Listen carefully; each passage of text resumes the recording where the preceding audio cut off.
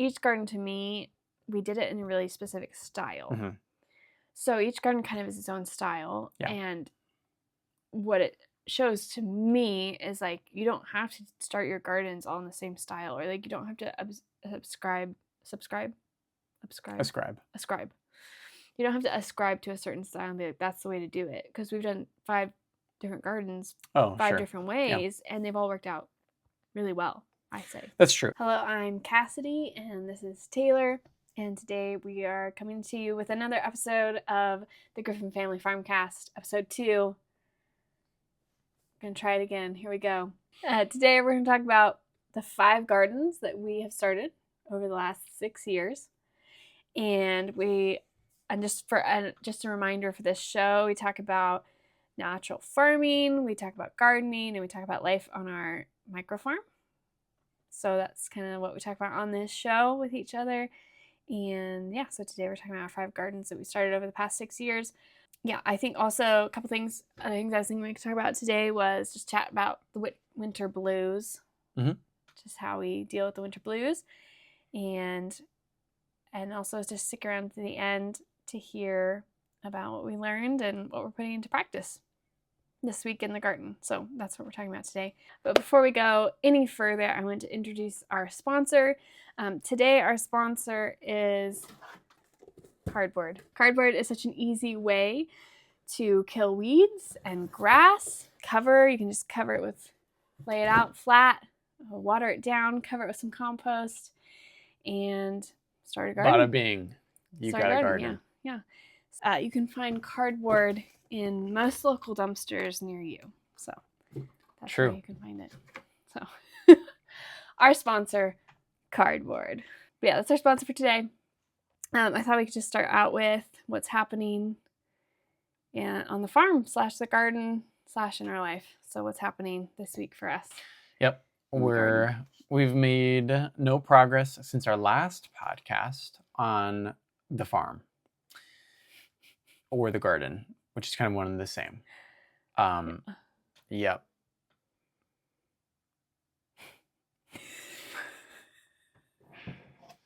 No progress. And if you missed last week's episode, you should know that we're not able to move into our house where we are hoping to start our microflower farm. We're not able to move there yet because we've got someone squatting there, and we feel for them because actually we think we just found out that they maybe do have somewhere that they're planning on moving, but they're just taking their sweet time.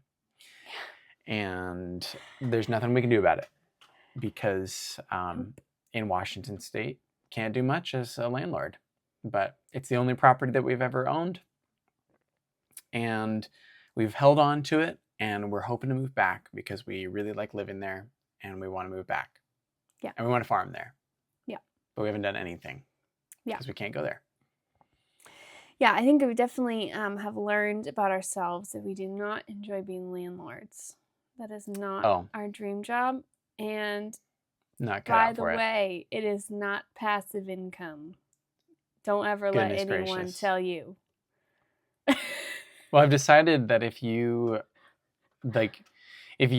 are not relying on paying the mortgage with the rent that your renters are supposed to pay you, then it's a great investment to do the whole rental.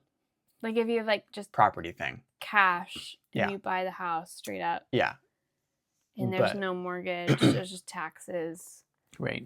And insurance. Yeah, that'd be great. Mm-hmm. But if you're kind of living month to month yourself, and then you try and be a landlord on top of that, I just don't recommend. No. It's been a very stressful experience, and I think we're very ready to be done. Yeah. I don't know if I'll ever do that again. We'll see. Life is long. Mm-hmm. Yes. But I guess for the garden, making some compost at the end of the growing season, using crop residue from the garden that's at the house that we're living in now, which is your parents' house. Yeah. they're graciously hosting us. Mm-hmm. And yeah, making a good old hot compost pile. We'll showcase it in a video here. Yeah. Maybe the week that this posts. I don't know. Yeah. I think November in the garden is just hard anyway. Yeah. Like no matter totally. where you are, if you have a garden or not, it's just a hard month to be. Like it's so we live in Eastern Washington, and normally it's pretty sunny in the fall, even in the winter. Yeah. And it's just been very gloomy and rainy. Yeah. It feels like we're living on the west side of Washington again, not on the east side. And it's why we don't live on the west side, is because we don't like that gloomy, rainy. And so it's been just kind of hard to not let your mood be highly influenced, which kind of brings us to the winter blues. Mm-hmm. As gardeners, I feel like I feel the winter blues. Kid's coughing. I think I feel the winter blues just significantly, but I feel it the most significantly when we don't have a permanent place we're living, which has actually happened to us quite often. It feels like we've been in transition mode here for a while. Mm-hmm. So I think I feel pretty acutely aware this season of my mental health, not being able to garden.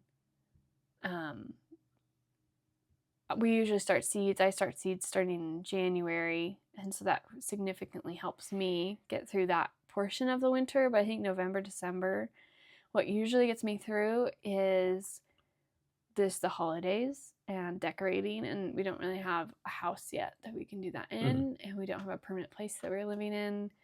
So I'm not really like interested in that right now, and so I'm feeling the winter blues and the lack of the garden and the lack of just the sunshine and the earth and touching soil. And yeah, totally. I think on a day-to-day basis, it's like, if it's cloudy out, it's not going to be a good day for me. It's kind of where we're at right now. So if it's going to be a sunny fall day, we do pretty good. But yeah. I don't know. So I think typically the winter blues, how I handle them is by starting seeds. I don't know about you. Mm-hmm. Well, you cold plunge. It's been kind of moderately cold, not super cold. Yeah. So my cold plunge is kind of, it's not, I don't have a fancy cold plunge. It's just a tank of water that I hop in, but it's kind of not really cold enough to do much to my nervous system just a cold in the positive bath. ways. It's just a cold, uncomfortable bath. And I want it to be a freezing cold, brutally uncomfortable bath, because then I actually feel good. Yeah, it's not a good cold plunge if you feel like you could stay there forever. You just hang out. Yeah, just relax and shiver a little bit. Yeah. It's not a good cold plunge. But yeah, it'll be all right. That's what I mean. I feel like we live on the west side right now, is because west side of Washington is because it's not that cold, but it's so gloomy. It's so gloomy. It's just kind of drizzling all the time. All the time. So we can't really go on walks, or like taking the kids to the park has been hard, or just having the kids be outside, which really helps if they can be outside for significant portions of the day. And it's just dark. I was outside at 1:30 p.m. today, and I legitimately thought it was like 4:30 or 5:30. I thought about closing the curtains at 2:30 today, because I was like, it's getting dark, and then I realized it was only 2:30, and I was like, oh, that'd be weird. Yeah. To close the curtains this early, but I closed the curtains at 4. Because it gets dark out, and then everyone's like looking into your house, so especially in this neighborhood where everyone's like walking by. I think also, like, we were going on a walk at 5, and it's like pitch black by 5. Yeah. So we don't go on a walk anymore. But over the summer, we were really good at going on a walk. Yeah. Right before or after dinner. Yeah. So if you're feeling the winter blues, we're there with you. It's tough. I think especially because I normally would use the holiday season to help in. It's hard in in a transitional Mm-hmm. space or transition home to like really invest in that. Yeah. So yeah, it's kind of a weird week for us. Weird season. I thought today we could talk about just the different gardens we've started over the last 6 years. So we've been gardening for 6 years now. Mm-hmm. Almost. Yeah. 6 years. And so like we gardened before when we were kids, but as adults it's been 6 years with our own garden. We've started 5 gardens over the past 6 years. Mm-hmm. And I thought it'd be good to just go over a quick overview of those 5 gardens, not in a long-winded way. That was for you. Okay. Taylor has the most words out of anyone I've ever met, but just saying. Mm-hmm. Okay, I thought we could do an overview of the 5 gardens we've started in the past 6 years. You wanna? Great. So we started off with this house that we've been speaking about that we can't move into quite yet, but we're hoping to. And that was our introduction. Yeah. We were apartment dwellers for a long while before that, and or 6 years. Yeah. Mm-hmm. Right. And then we bought our first house, and didn't really venture outside much until the spring of 2020, which was COVID, and came to realize that the house that we had bought, we enjoyed the house, but we actually were on a substantial amount of property. Yeah. About 0.4 acres is what the lot is. It's a double lot. Yeah. And so this was great because, you know, it gave us some space to stretch out, I guess, a little bit, but also it just filled our heads with ideas about, oh man, we could have a really substantial garden here. Yeah. And we didn't start off that way, but we eventually grew to trying to utilize as much of it as possible, as much as that space. And I'd say we probably farmed or, you know, homestead homesteaded a little bit on 1/10 of an acre, maybe 1/10 to 0.15. And that was a lot to manage. It was super fun.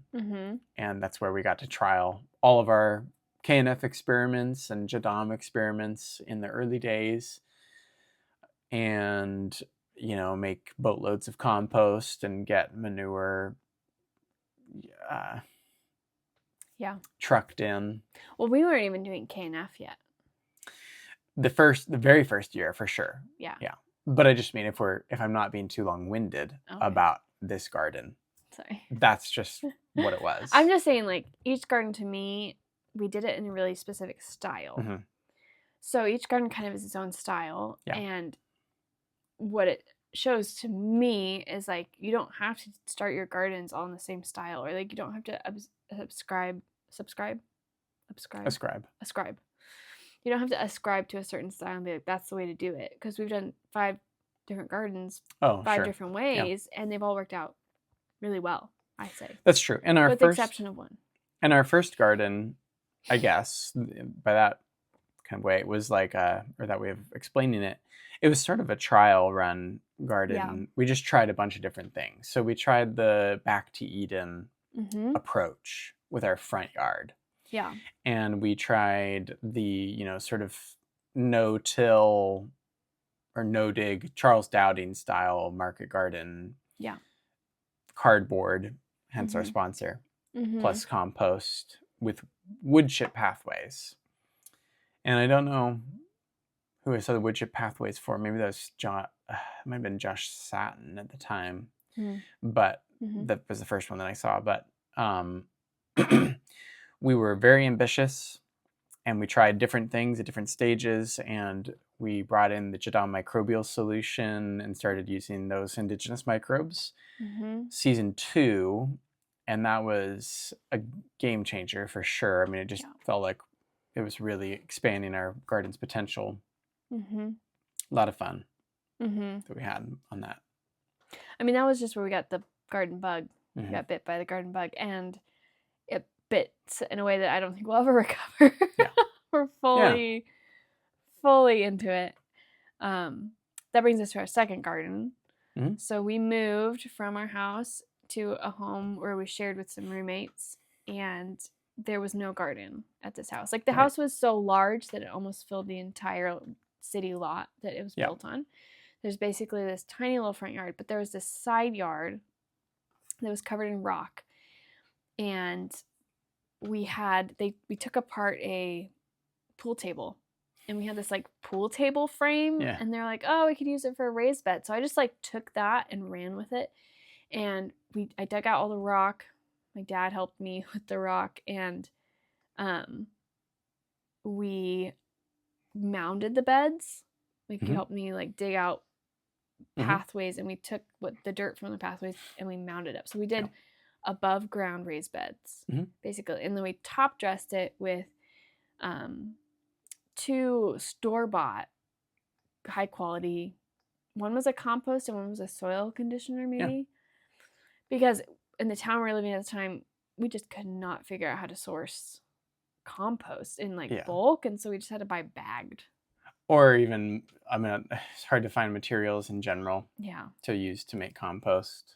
And we had like nowhere to make compost. We found somewhere eventually that made it work, but it just took a while. But that was a very successful garden. Totally. Yeah. It was great. I think the reason it was so successful is it was tiny, first of all. So we were able to like fully give our energy to a very small space. It was like 100 square feet of growing space. Yeah. The second reason I think it went so well is because there was no soil compaction, because we had mounded the beds. Oh, sure. So the roots were able to go really deep, especially in the raised bed. The raised bed was the most successful, the pool table frame, because it was, completely filled with loose soil. And so the dahlias in that bed just went crazy. Yeah. And we did a little hugelkultur style bed there. We'd lay down logs and leaves and all sorts of stuff in there. Yeah, but that garden did awesome. Well, that was kind of the savior garden. I think we were wondering, are we really going to do this? Are we going to keep gardening after we left in our house? And we were renting our house, hoping to one day move back. Yeah.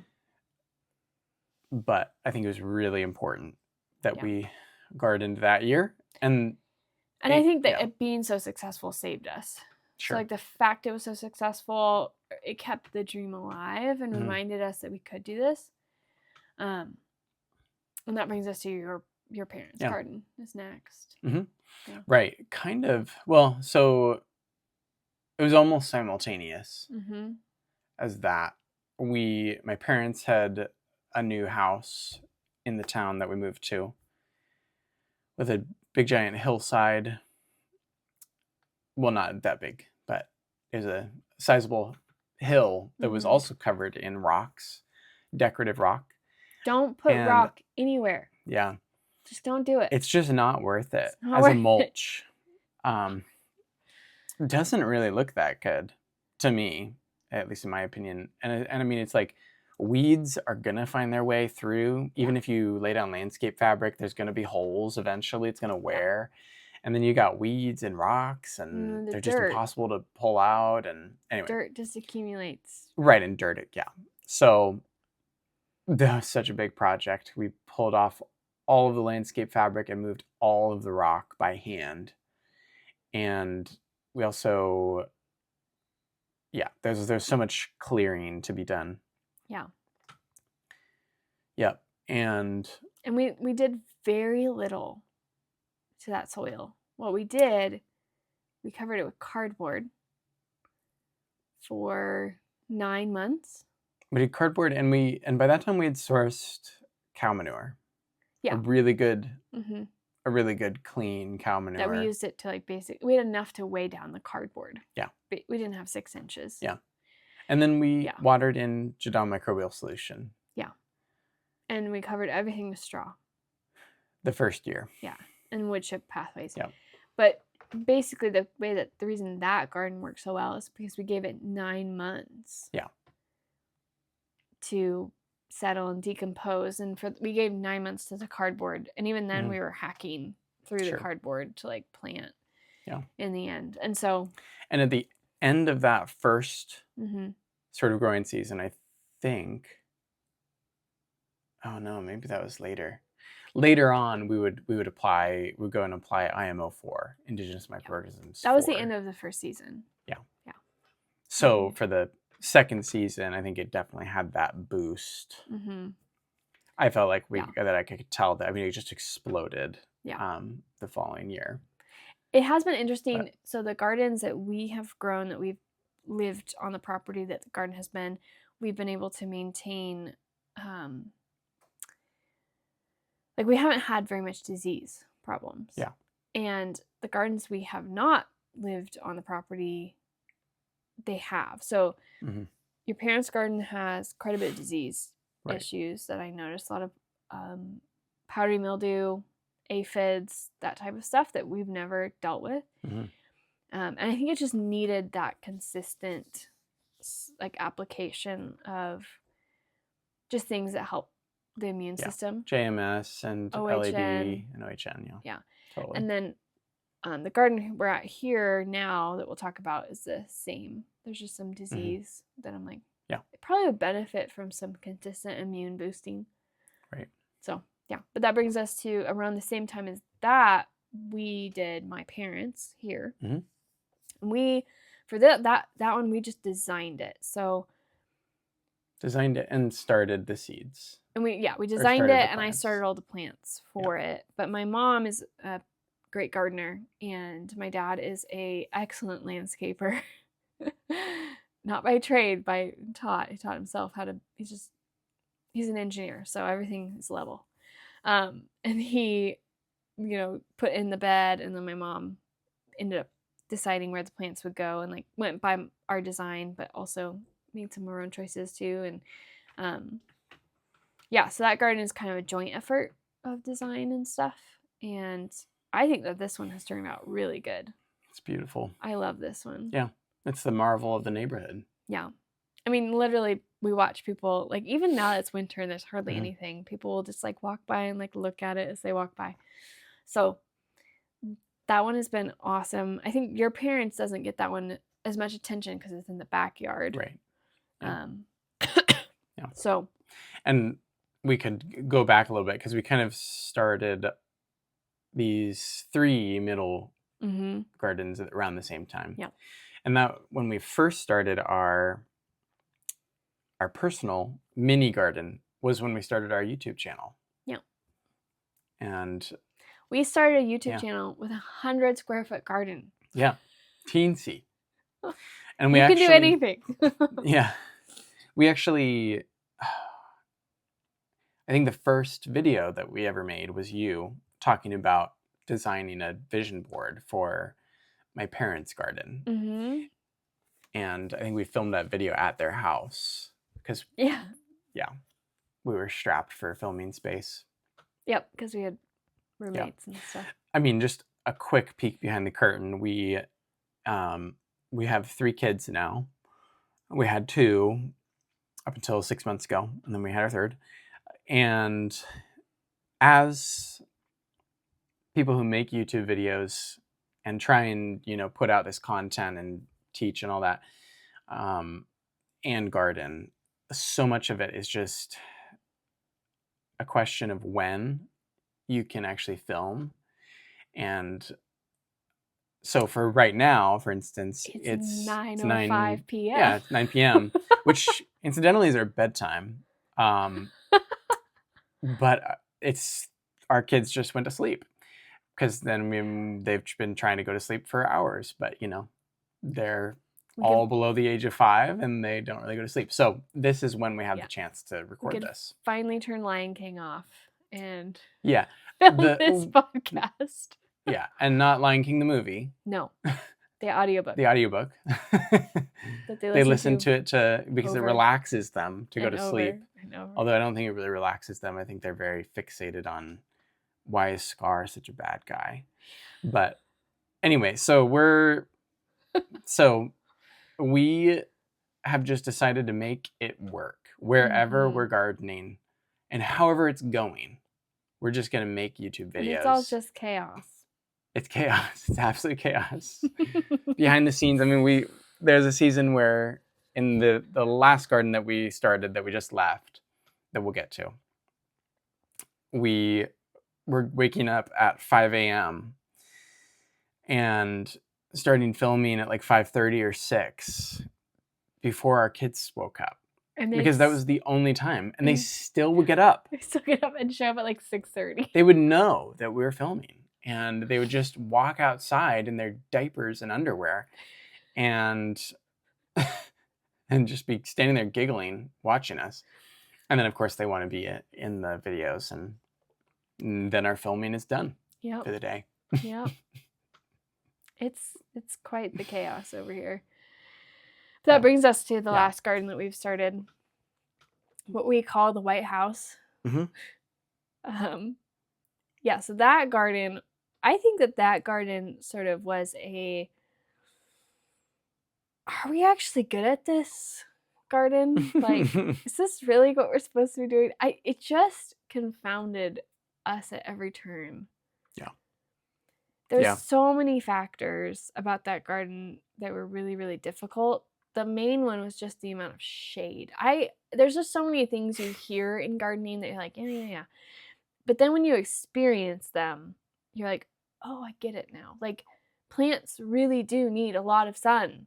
And you're like, it needs like at least 6 hours of sun. No, like real 6 hours of sun. And full sun. And soil compaction. Like, I was like, oh yeah, roots will figure it out eventually. No, if your soil is compacted, it's just gonna ruin your season. Yeah. So I understand why people till every year. Yeah. I get it. Totally. I don't think that's like a great option or choice long term. And I think, there's some patience that's required, but like I get it. Like I understand. Like compaction is so frustrating because you just see your plant fall over basically. And it's half the size it should be. And anyway, that garden just makes me so sad. I started thousands and thousands of plants for that garden and none of them survived. I mean, some of them survived, maybe like 200 of them survived. It just... Yeah, and... Like, I have to look at our other gardens to remind myself that I can do... I was so glad that we did your parents' garden at this time because theirs did so well. And so I was, reminded, no, the same seeds I'm starting for their garden, for our garden, they're surviving at their garden and thriving, and our garden, they're just dying. And so that was also a garden that saved us and kept the dream alive. Because the White House, there's so many things I love about that house and that garden, and there's so many things I hate at the same time. Yeah, I mean, it was brutal. It was compaction. There was abundant shade, minimal sun. The root systems of the trees. These giant mature trees that were robbing all the water. Maple trees.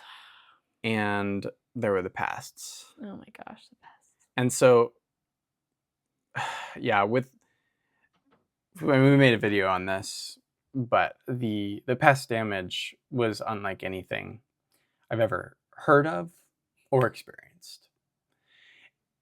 Maybe I should say it the other way. It was beyond anything that I had ever experienced or ever heard of. Yeah. So, I mean, yeah, literally planting out young starts, mid-late spring, and going to check on them 4 hours later, and they're gone. 4 hours. Not even insanity. Nighttime to daytime. No. Afternoon. Something just took them out. Yeah. And and I think that there was a clinching moment where it was like we'd kept all of our tomato plants in, I think it was tomato plants in these red Solo cups, and we put out a tray to kind of harden them off outside, and one of them tipped over. And what we discovered is that whatever was killing the tomato plants, it couldn't crawl up the sides of the red Solo cup. So it was a crawling bug of some sort that we thought. And then that was validated when we went out one morning and we saw one of the Solo cups with the tomato plant had fallen, and the leaves were just touching the ground. And that plant was raised. Just stripped. It was completely stripped. There was nothing left. It was just a stem coming out of the potting soil, and then the other plants were right next to it, just totally fine. And so, I mean, we were going out in the middle of the night looking with flashlights and couldn't really see anything even. And we eventually I started uncovering a lot of caterpillars that pupated on the maple leaves or the oak leaves. Oak leaves, yeah. Because we had this giant oak tree in the backyard, and that was kind of an unlock moment. But I mean, we couldn't put out enough pest traps. We were like our sprays, our natural sprays weren't doing anything. We tried neem oil. Diatomaceous earth, so much, and nothing worked. And then finally, thankfully, we just waited, and we kept starting more and more and more seeds. And eventually we were like, all right, let's just wait till these plants are really big. And then we'll plant these tomato plants and peppers in the ground.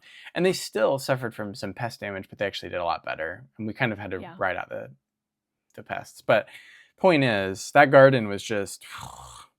It just was very demoralizing. Yeah, it's completely demoralizing. Yeah. And like towards the end, I stopped planting plants out and just saved them in pots and brought them with us because I was like, I started this from seed. This was hard to start from seed. Like I started coral bells and some other tougher perennials to start from seed, and I just didn't want to just give up on them and sacrifice them into our garden. So I brought them with us. Because at a certain point, we made the decision that we were going to be coming back. Mm-hmm. Yeah. And yeah. And I mean, I think, the house, I loved the house. It was like it was like built in 1910. It's very cute. Lots of cute nooks and crannies and lots of character, but trying to grow between two established hedges that are pest hotels was just didn't work. Yeah. Didn't work. I think after maybe a couple seasons of establishing some plants and rounding out the ecosystem, that was one of the problems, that it was just all lawn. Yeah. Which just, if you're going to put especially baby plants in the ground in the middle of a lawn, all the pests are going to gravitate toward the food. Yeah. Because they don't eat the grass. Yeah. So that was another component. If we had stuck it out, I think that, we probably would have done a lot better the following season. But yeah, I think in all, like, since we moved from our original house that we learned how to garden at, I think what I feel like what I've learned is I've just like mastered the art of seed starting, and I feel like I can start anything from seed because I kind of understand even just like what different types of seeds are and what they're doing, and I have sort of categorized in my head sort of like when I see a seed, I can kind of tell you what's going to happen with it, like the size and just the texture and the shape and all the different things, and like I kind of have a pretty good understanding of what to expect from that seed. Regardless of type, I just look at what does the seed look like, and that's been a really cool thing to like really master and have space to master, even though all those plants have not made it. But I just feel like a very competent seed starter now. And Yeah, you are. that's like a really cool skill that I've been able to like really develop.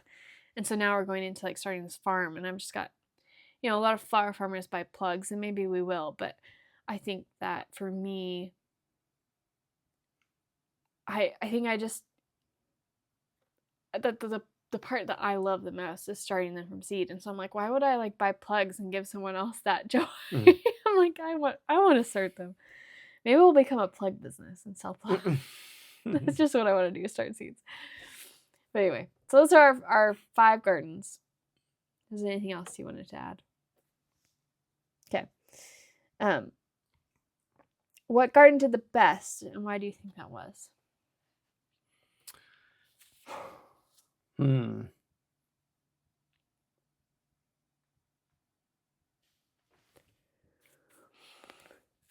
Oh, that's a good question. I think it's probably between my parents' garden and our first one. Yeah. By year 3, it was really clicking. Mm-hmm. There's still a lot of work to do and space that we could expand into, but where we were growing, it was awesome. Mm-hmm. It just worked. Mm-hmm. Yeah. I think this one here, my parents, I like it a lot. Mm-hmm. Simply because I think that I got to harvest off of it this fall, and I harvested so much off of this pretty small space. Yeah. In comparison, I just kept, like, I harvested rosemary and dried agastache and lavender and basil and Thai basil and yarrow. I just had so much. I just had so much that I was like harvesting from it and saving. And I was just very impressed that such a small space could like produce so much. And I was like harvesting bouquets and stuff while we were here. So I was very impressed by its versatility and abundance. And it's not really a small space, though. No, I suppose not. It's 10 feet wide, I think. It's 10 feet wide by probably 100 feet. 60? No, sorry. Yeah, probably 100 feet. I don't know. I mean, maybe 60. I don't know. Yeah, I mean, it's big. It's which is 1,000 square feet. It's a big strip. And then there's the front, and anyway. Yeah, but I like this garden a lot. I definitely like our first garden the most because it's where I fell in love with gardening, and I fell in love with flowers, and I fell in love with farming and market gardening, and I fell in love with the idea of doing this as like a full-time thing. So where are all these gardens at today? So the garden, we'll start with our second garden. How about? Garden that we started, the small one, 100 square feet, is probably a weed patch. Yeah, it is. But, whatever. I think that's the crazy thing about gardens is like once the gardener leaves, they just go back to like the original weed. It's so Yeah, totally. You're just like one season away from. Well, yeah, and I mean, especially if you don't mulch it, because the soil wants to keep itself covered. I mean, again, it's not like, I said this recently, it's not as though soil is sentient, but there is just a natural defense mechanism built into the earth to cover the soil. And it does that by allowing weed seeds to germinate where there's bare soil. So that's a weed patch. And then the White House garden, we have no idea. I'm guessing. I mean, we just left it. We just concluded a great garden season toward the end. We finished strong, and so we're not sure. My parents are moving. They've just moved from the garden that we started at that house, and a very active gardener moved in. And so they really appreciated and were excited to garden at that garden. That's our first garden that we're like a gardener. It's like a handoff. Exchange to a gardener. Yeah. But we're never going to see it again, probably. Yeah, most likely not. Yeah. And then we've got this garden that is and my doing parents. great. Yeah. Closed out the season. Mm-hmm. And then we've got our garden that we're hoping to move back to. And it's currently just dirt. It's kind of dirt and weeds. I did a ton of weed pulling a few months ago, and just we'll probably, I don't know, we'll do some things. We'll probably have to tarp it or maybe lay down some landscape fabric to kind of ease the physical burden of weeding, because we're going to be really busy probably, and we want to start the farm, and we'll probably just use the landscape fabric that has the holes or the slits in it, so we can manage the weeds, because it'll just be the two of us. Yeah. But I don't know. Yeah. But who knows? I think that gardening, it's just like one of those things where you just have to wait till you're there, and then you can start making decisions and choices, because and there's sort of 3 different sections, almost 4 different sections where the soil is in different states. Yeah. So the front yard, where we did our back to Eden style, we'll just have to see how the wood chips have done over the past 5 years, how they've decomposed. I'm guessing it's probably pretty low in, available nitrogen for plants, and though we did grow a cover crop, but we'll probably reorient the beds. Yeah, but we grew a cover crop there and terminated the cover crop on top, so multiple times. It has quite a bit of organic matter. Yeah, and then we've got the lower yard, and it'll be fun to do a garden tour, because we're talking about this and no one has ever seen this, but we've got our lower yard that is, I think that our one of our renters, this past renter who is refusing to move, they did grow sunflowers there one year, and they grew nice and tall. Well, so we had a tree there that we cut down. That's right. So that's why we've never grown there, is because we cut it down right before we moved. And we spread compost all over it. And we tarped it. For almost a year. Yeah. Yeah, and then the backyard is, we did cardboard compost. We tilled it. We did a lot of stuff. Yeah, we did. We tilled it one time. We did cardboard and compost. We sowed a cover crop of Sudan grass and something else. Maybe like a hairy vetch or a buckwheat or something, or clover. And then we also laid a bunch of manure down. And then we ended up tilling that into the soil the one time, which resulted in really great soil.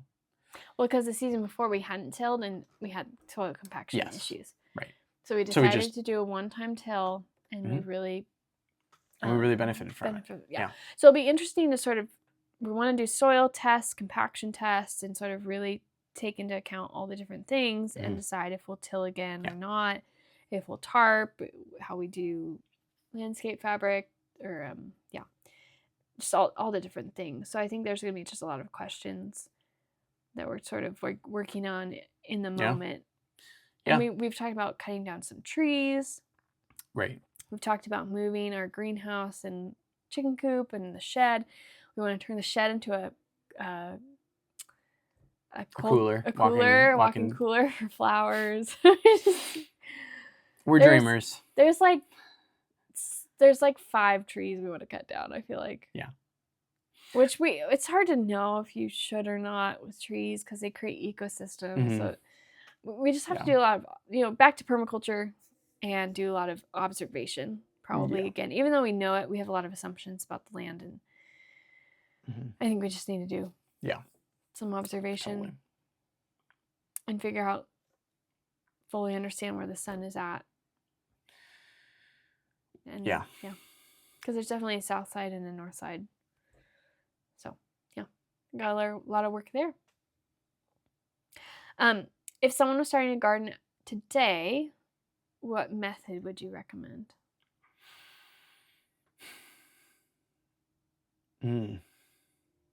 Starting from scratch? Mm-hmm. I think it depends on your resources and your access to different materials, for sure. Mm-hmm. So if you had the ability to make your own compost or source a really high quality compost and cardboard, I think that's that's just a very simple, incredible method. You kind of just you just put a garden in, cardboard down, compost, water in JMS, because you can make a Jadon microbial solution any time of year, and it's very easy to make. And then I would work on getting your IMO down, but you don't need to worry about that before you start. You just put down the cardboard compost, water it with JMS. Especially because you basically have 9 months at this point. Right. If you're starting it right now, which is what we did with your parents, totally, and that was a great method. Yeah. And then, you can start your long-term kind of fertilizer. They're not really fertilizers, but they sort of round out the nutritional spectrum. So you can start your fermented fish amino acids decomposition process. You can start a Jadon liquid fertilizer right now and have it ferment all winter long, soil drench with it to kind of kickstart your garden, soil drench with the Jadon microbial solution. Yeah. And and then mulch over the top for sure with dried leaves, straw. Probably, it depends on what you want to grow. If you're starting a perennial garden, then you could totally just mulch with wood chips. If you're starting annuals, then you probably want to do something more like straw. Yeah, because I think now, if they didn't now, especially in the northern hemisphere, they'd have just all those months for decomposition to happen and stuff. Yeah, and the soil biology is getting fed, and it might be a different story in the spring, but I think now. Yeah.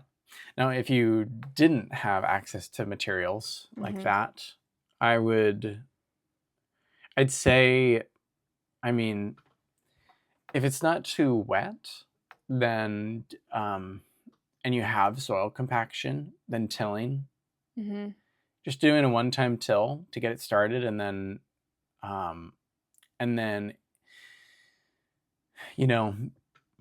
there's so much variation. Like if you're in a climate where you can grow a winter cover crop, then till and then immediately sow a cover crop and grow that, and then terminate it before your spring cash crops go in. If you can't do that and it's not too wet, then you could till and then cover it, or wait to cover it even until the spring comes, because those spring weeds will germinate, and if you can cover them with the tarp, then they'll just expend their energy and kill themselves, and then you pull the tarp off and plant out your plants and mulch. So tilling and then mulching. You don't want to till in a carbon rich mulch is the only thing, so don't put dried leaves over the surface and then till that into the soil. Wood chips. Certainly don't do it with wood chips, because you'll rob nitrogen and your plants won't grow that season, or maybe then even the next. Maybe they will, but the next one. I hear baby. So I thought for this week, I didn't have any questions from YouTube videos, but I did have some positive comments I thought I'd share. Lee X1Y7K says, I really enjoy your videos, very educational, and no music, which is amazing. Yeah.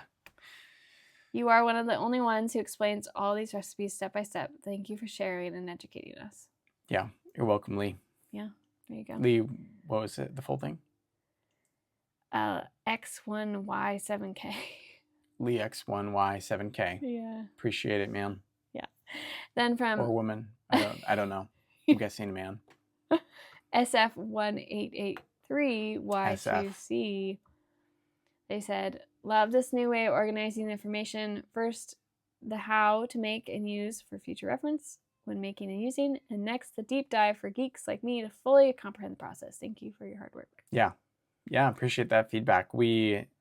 I'm trying to apply that method actually to the next couple of videos, and was encouraged by your comment. Yeah. As always. They always leave really nice comments. Yeah. I don't know who you are, SF, but I always clock your comments, and I'm just like, they're always so nice. So nice. Okay, this one, news views today 5689. Excellent, interesting, highly beneficial, just great. Thanks so much for such an amazing tutorial on soil and microorganisms. Just brilliant. Yeah. I had to include that comment because I really used the caps there, and good. So thank you. Personal reflection for this week. What are you learning this week?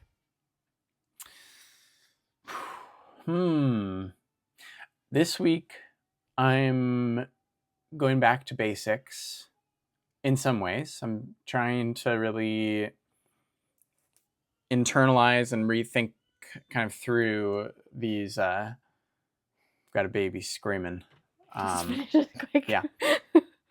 I'm trying to go back to basics and re-internalize and think through if someone is wanting to start a garden, or maybe they just got done with the garden season and it didn't go quite right. What could they do now? And if they don't know anything, but they want to kind of do it in the natural sort of way, what are the easiest things they could do? Yeah. And so we'll come out with a video coming up here soon on just literally that, how the beginners, it'll be a beginner's guide sort of video about restoring your soil and doing it naturally. And so I think I'm always learning about how to best teach this stuff. I really like teaching, but I'm not always perfect at it, and I want to make this stuff as accessible as possible to everyone. So just growing in that. What about you? I'm reading a time management book called Tranquility on Tuesdays, or Tuesdays Tranquility. I don't know. It's by Laura Vanderkam. Very good. Very helpful. I like her rules that she lays out. Some of my favorite rules that she talks about is she lays out all these rules of, going to bed on time and all this stuff. And then she says, and then just remember, you're still in charge. And so it's just like, it's so refreshing to be like, yeah, I need to do all these things, but then at the end of the day, I'm still an adult who can make my own choices. So it's like being responsible, doing the right thing, but also realizing I can have fun and relax sometimes. I don't have to be like so disciplined all the time. So I really appreciate her outlook on that stuff. What is something people should try in their gardens this week? Last week we talked about mulching. Try out the Jadon microbial solution, and you will have to do it in your bathroom. You gotta bring it indoors, keep it away from the kids. The laundry room. Because it's too cold outside, most likely, for most growers. Probably right not now. Your basement. It's probably too cold in the basement. Yeah. But try making the Jadon microbial solution. It's something you can make any time of year if you're brewing it indoors. And then if you already have made it, then I'm going to showcase how to make a shelf-stable version of it. Because the only thing with microbial solution is that you have to use it before it expires. And it expires really, really quickly, within potentially hours. So you want to use it when it's at peak microbial activity, but you can inoculate a bran. It's a great way to practice making indigenous microorganisms stage 3. Mm-hmm.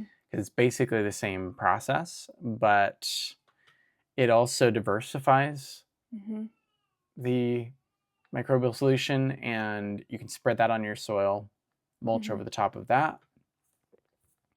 Nice. And it's an incredible way to infuse your garden with biology for the winter and leading into next spring. So nice. Well, so today we had a great conversation again about the 5 gardens we started in 6 years. We talked about just like the best way to start a garden. You know, try cardboard, our sponsor. Just remind. Oh, it's gone. It ran away. Just a reminder, our sponsor is cardboard. So just lay your cardboard out, compost on top, let it sit for, all through the fall, winter, spring, and then you can plant into it. But yeah, it's a great way to prep your garden bed right now for the next season. Or anytime. Yeah. Or anytime, yeah. But yeah, so thanks for hanging out with us. If you like this, and hit the subscribe button, and we'll be back next week.